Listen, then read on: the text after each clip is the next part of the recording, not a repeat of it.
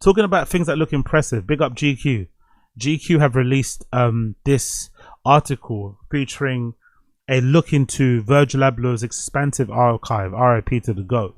I'm not too sure what's going on. I'm not too sure if we're ever going to get access to it ourselves as people, or if there's going to be like a touring exhibition, or if they're going to put this into a book. But it's pretty incredible to see his archive of things that he just owned, that he put in storage, where everything's been catalogued and filed and in the exact fucking way. It's absolutely incredible to kind of see, and it is kind of heartbreaking also to know, you know, unfortunately he's no longer around to kind of tell us the stories about all these fucking items. But you know, as these things go, they all tell their own story anyway. So let's scroll down. It says, inside the top secret Virgil Abloh archive. Earlier this year, I was buzzed into a nondescript warehouse somewhere in the Midwest. Inside, past several additional security doors and a locked gate, I entered a private storage facility where thousands of identical grey boxes filled the maze of floor-to-ceiling shelves. My mind kept turning to the final shot of the Raiders of the Lost Ark. Few people beyond the small staff in white gloves had carefully organized contents within what is known. What I was looking at was one of the most significant and valuable repositories of modern fashion history. Virgil Abloh's sneaker collection. Wow. This is my introduction to the Virgil Abloh archive, VAA, or it's at least about half of it. Following a 3-year effort to track down and catalogue the late designer's materials, the enormous archive spreads between secret facilities in 2 different Midwest cities.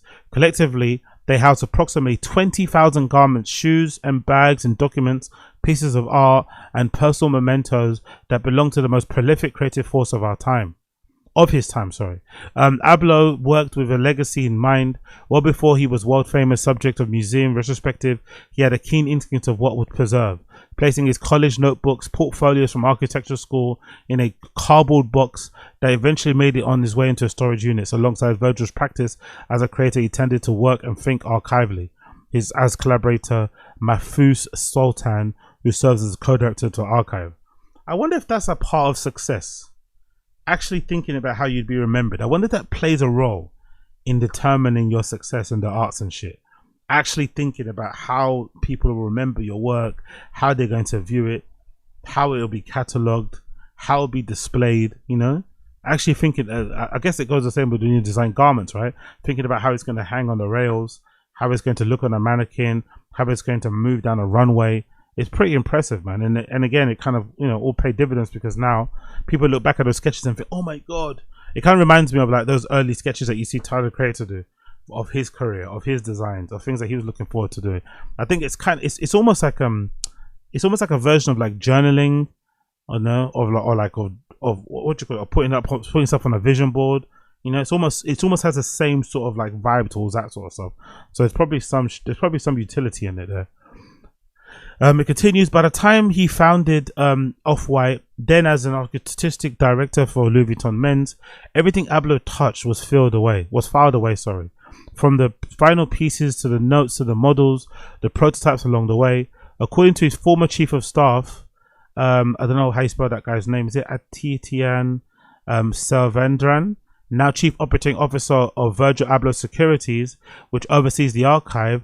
Nothing was discarded. Nothing was not important. It was an unspoken rule and a critical part of Virgil's intensely iterative creative process.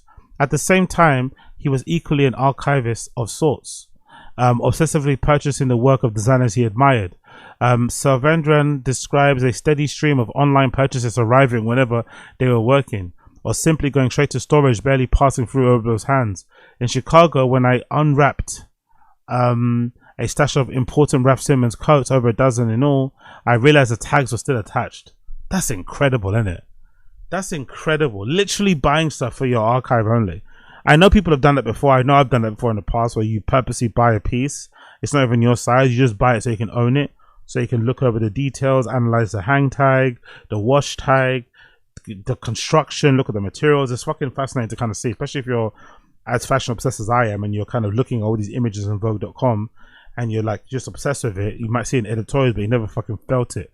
You don't go to store. Like I'm not really big on, you know, popping into stores if I don't have money and shit. So being able to buy these things and hold them in your hands is really fucking important. In 2022, the year that Abloh died from a rare cancer, Abloh's wife Shannon hired a team of professional archivists to begin scouring the world for Virgil Abloh effects. The Virgil Abloh archive is my way of sharing Virgil with the world, not just his work, but his spirit, his process, his humanity, says Shannon Abloh. Big up Shannon Abloh, man. Fucking legend. I want you to feel Virgil's endless curiosity and to see how he thought and created. It was immense undertaking. When Vass picked up his Paris office, the contents alone filled 7 shipping containers. An office in Paris. Jesus Christ. Some would say it was a bit of a hoarder, innit? Some would say it's a bit, but that's the thing. Part of streetwear history is hoarding, to be fair. It's an integral part of streetwear history is the ability to hoard, you know? Over the course of 3 voyeuristic days, I saw firsthand how ideas poured out of Virgil's brain. Like when I examined a conceptual Nike Prada sneaker mock-up and leafed through a Jesus Christ. He was working on a Nike Prada mock-up. Imagine that. Nike Prada Off-White collab. Jesus Christ. Louis Vuitton collection. He did it on a loose leaf of paper while before he got the job. It turns out the king of WhatsApp was a compulsive sketcher. Love it. Even more poignant was the mundane but revealing personal ephemera. The economy class airline tickets, the all-access laminates, a busted iPhone. Abloh ferreted away as he climbed to the top of fashion. Some objects etched H4 with 4 closed possibilities. I lingered over a pair of sturdy silver scissors he planned to make in collaboration with the artist Sterling Ruby. Wow, that would have been fucking cool. Sultan speculates that Abloh was preparing to showcase his archive in some form before he died. He was designing all kinds of cabinets and vitrines with the eye towards museologically storage and display. Abloh often quipped that everything I do is for the 17-year-old version of myself. And in the spirit, Vass eventually aims to open the archive to the public. I love that. My hope is that they're engaging with these ideas and witnessing the vast collection. Future generation will feel empowered to build upon Virgil's work and make their own work. This September, the VA's first public exhibition will be captured by Mufis and Chloe Sultan will be open to the Grand Place in Paris. Okay, cool. When that opens in Paris, I'm definitely going to that. That should be a pilgrimage for every streetwear head, every fan of the culture, every fan of the scene, any fan of Virgil, any fan of Ye should definitely go. When that fucking exhibition opens in Paris, I hope the streets are flooded. I hope the streets are fucking packed with people going out and paying tribute, because that's going to be fucking fun. What was Abloh really up to? As the designer once noted, it only took Marcel Duchamp 13 ready-mades to change art history. And indeed, with a handful of screen-printed flannels and a bunch of sneakers, Abloh harnessed a new modern energy and reshaped fashion. But from where I stood, the archive itself looked like its most important work. Like he knew all along, his most significant contribution would be open to the doors to his singular creative universe for a generation to discover. Exactly. I think he even mentioned in interviews, the important thing wasn't that he got the Louis Vuitton job. The important thing was what got him to get the Louis Vuitton job. Because he was just like everybody else, right? A lot of people didn't really rate his designs in the first place. But people can't deny that he did get that job through pure sweat, through pure hard work, through pure hustle, through pure output. Never fucking pondering on ideas, or like me sitting on a lacy dry full of fucking concepts and plans and shit, putting it all out, putting it out. And then over time, he got kind of recognized for that fucking crazy work ethic and output, and eventually got one of the most coveted jobs ever, you know? So I think that was always a plan to document the entire process so that everybody can know it's entirely possible too. Because all it takes is one person that looks like you, that speaks like you, that's from the same place that you are, just in general, just one person. Doesn't even matter. They don't even have to look like you. All it takes is one person doing it and showing you it's possible, and then boom, the floodgates open. By the end of the 3rd day, I was shifted through ephemera from his Paris office. My eyes landed on a stack of white and blue notebooks. I flipped through the crisp, empty pages, wondering what he would have filled them with, how many more warehouses he would have needed in his life hadn't been cut too short. Yeah, but look at all the images, look at all the pictures, look at all these fucking Louis Vuitton bags on the fucking shelves. Oh my God. I can't imagine the value of that fucking warehouse and that archive. It's probably in the fucking tens of millions. Stupid shit in here. Samples, one-aways, satchels, backpacks, key pulls, like crazy stuff. Luxury bags. Abloh specific designer V&A's facility. The handbag collection spreads across several massive industrial racks. Look at all the fucking chrome heart jeans. Chrome heart jeans shorts, chrome heart jeans, cargos. He loved chrome hearts, innit? And I think they loved him too, to be fair. He did a bunch of stuff. They had private dinners. I think he was very close with their kids as well. The founders of Chrome Hearts, he was kind of close to them as well. They fucking loved him. They embraced him a lot. Before Chrome Hearts became popular phenomenon, Abloh was custom ordering increasingly elaborate cross-patch jeans, sterling ruby coats, Raf Simons, or Raf Simons coats in general. Abloh was captivated by Raf Simons' conceptual take on youth culture, and starting in the early 2010s, methodically collected the Belgian designer's most important runway designs. It was just unfortunate that Raf Simons was such a cunt to Virgil when he was alive, you know? He said such cunty things, such mean, nasty things about him, but Virgil loved him. And when presented opportunity to kind of reply, he didn't cuss him back, you know? He just kind of, you know, was very complimentary. He didn't even turn the other cheek, he was complimentary.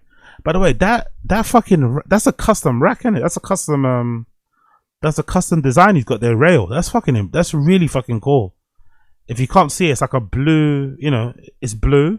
And it looks like it's like a cage, like a box, but it's open up on the side and there's a rail inside it. And it's got this little bit on the top that says VAA08.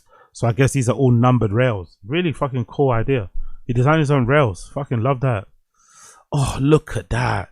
There's a conceptual G-Wagon that I'm sure doesn't drive. It's just a conceptual car that he made as well. Abloh called the G-Wagon one of his most favorite objects of design before reimagining the luxury symbol as a deconstructed race car. A G-Wagon race car. Fucking hell. Paint bottles. Love those, by the way. Virgil traveled a suitcase full of paint bottles so he could set up personal art studios wherever he's traveled. Wow, look at that.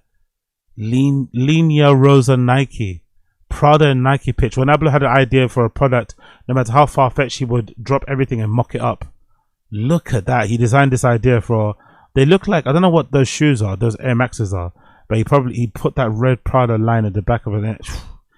Do you know how crazy these would have gone on the streets if he dropped these? Prada Air Maxes. Come on. Concepts for the mid-layer garment muslin sample, the very first garment Virgil designed for Louis Vuitton. I think when I see this, I remembered of like Michael B. Jordan actually. Oh, this is one of the things he wore to the Met Gala, right? Modernism Met Gala tuxedo. Before hitting the Met Gala carpet, Abloh, ever the modernist, had a Lower East Side street artist, Charlie Dove's airbrush an unmistakable message across his Louis Vuitton blazer. Modernism, love it. Personal coats. Abloh's wardrobe is a museum full of 2010 grails, full of old Celine, rare Prada. Oh yeah, there's that Prada shirt that Prada shirt that did stupid bits and bobs back in the day. Debut Finn. Tank tops. At one point, Virgil's debut Louis Vuitton runway show was going to open and close with two looks. That would have been incredible, wouldn't it? Opening and closing your debut Louis Vuitton show with the tank tops. Think of all the fucking, you know, synergy and messaging that comes from a tank top, especially from a hip hop streetwear side of things. Fucking hell, clever guy. T-shirt. Oh, it's from Colette, innit? Back in the day, I remember that. Yeah. He's got all these old school streetwear t-shirts from back in the day. In early breakthrough, Abloh sold 33 tees of seminal Paris Fashion Week Colette after selling the design. His mother sewing the tags. Oh, look at these. There's chrome hearts, off-white street cones. Fucking hell. The original Pyrex flannel shirt that caused all the hullabaloo. Virgil Abloh figurine. Riri toolbox before he got his job. He customized vanity trunks, highly exclusive gifting campaign. Wow, look at all the pens and markers. Wow. But Faber's favorite writing utensils, Molotov paint boxers and Pilot Precise V4 pens. Some Stabilo Boss highlighters. No, I don't see those in there. And loads of other bits and bobs and cycling jersey mock-ups. Yeah, so I'll put the link in the description. Those of you who want to check it out and see. But it's an amazing archive of loads. Oh, look at that custom Goyard bag with Pyrex written on it. Shit. Wow, Dreamcast sculpture as part of one of his shows. Look at this. Incredible, man. business. Oh, I love his business card. Look at his business cards as well. So simple. His business cards kind of look like business card you'd get from a hotel.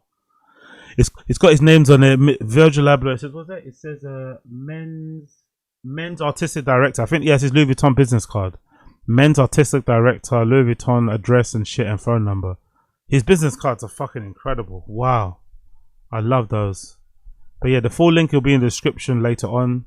It's a fucking amazing fucking treasure trove full of stuff. Polaroids.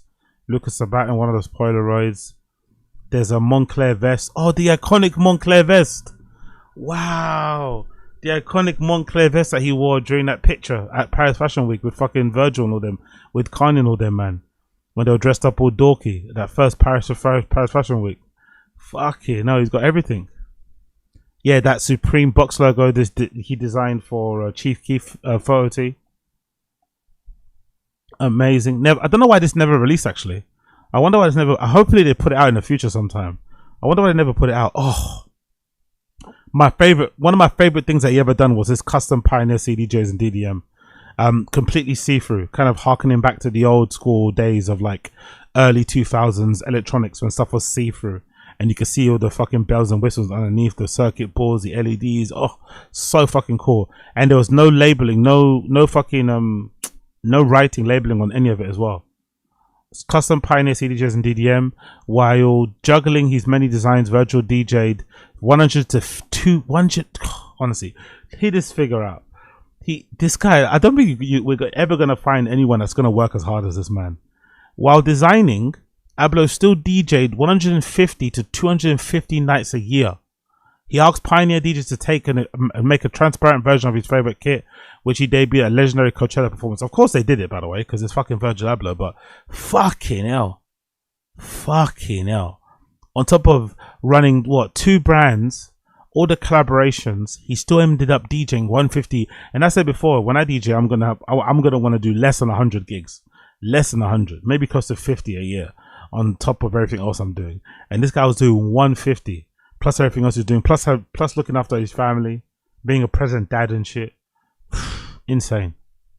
Virgil Abloh Off-White, the 10 Air Force Ones, early mock-ups of the 10 Air Force Ones. Wow. Personal Vans that he used to wear. I remember that era too. He was wearing Vans all the time. Unreleased Off-White Air Force Ones. Well, I think these might be one of the last things he designed actually. These are kind of outdoor hiking type Air Force One mids.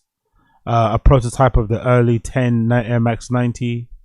Customized shoebox, 10 Hyper Dunk prototype. Wow, with the black strap. Wow, wow. That is that how he started off the idea for the fucking iconic stamp on the instep with the Off-White badge? Just drawing it with marker. Fucking love it.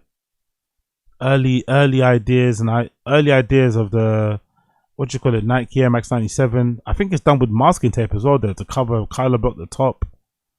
Unreleased Air Force Ones, unreleased Canary Yellow, Jordan 1, which is I think Canary Yellow going back to his design studio that used to call Canary Yellow.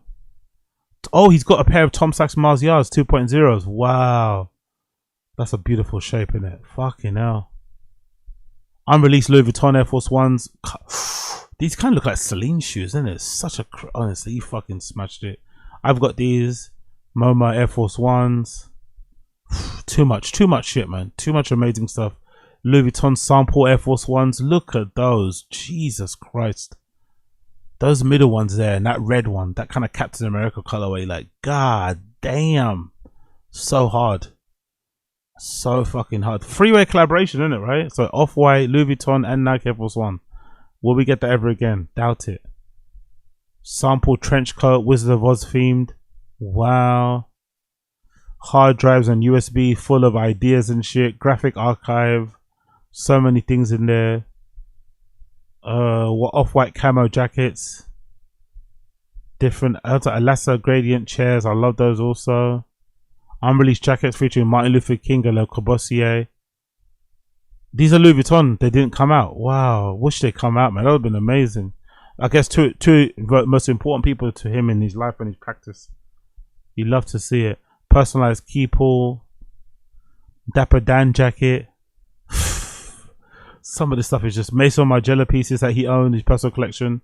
When Abloh asks his staff to source an archival design garment, even one as rare as Mojo Kiss shirt, they would scour the world until they found a seller. Amazing. Yeah, this is the type of stuff that I'll be doing with money, man. This is what I'll be doing with money. None of that fucking jewelry and fucking Porsches and gold houses.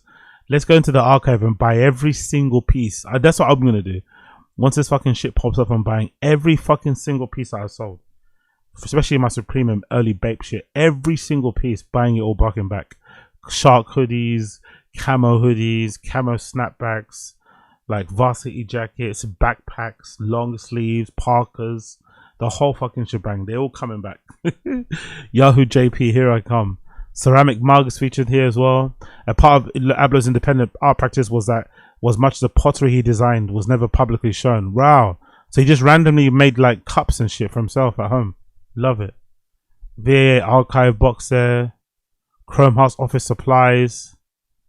So many. He's got staplers. He's got what's that thing called? The sellotape holders. I guess there's envelope opener. Wow, so many things. Grills. His own custom grills made by Marc Jacobs.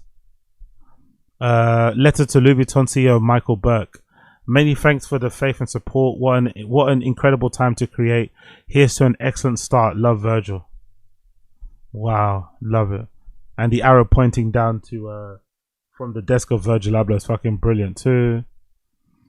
This is the collaboration with Sterling Ruby that never came out, right? The scissors and the brush. Versace pitch deck.